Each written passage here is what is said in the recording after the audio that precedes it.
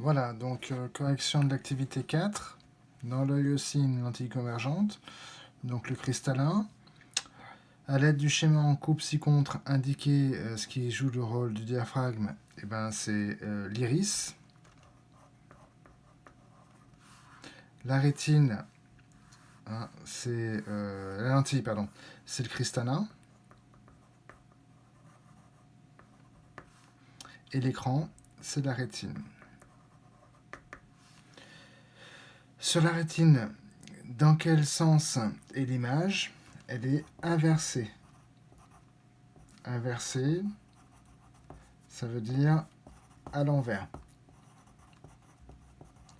dans le sens inverse. Pourquoi le cristallin doit absolument avoir une distance focale qui varie?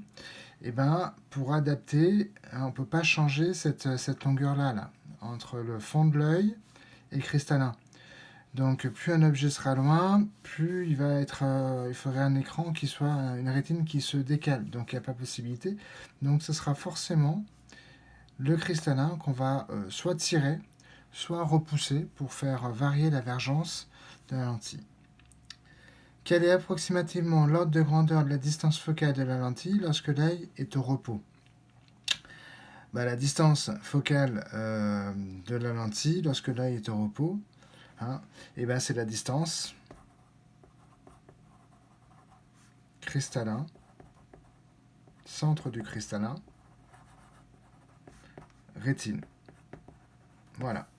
Donc un objet qui est très très loin, il doit se former ici. Donc ça, cette distance-là, votre œil, il ne peut pas s'allonger ou se retourner. Il est tout le temps fixe.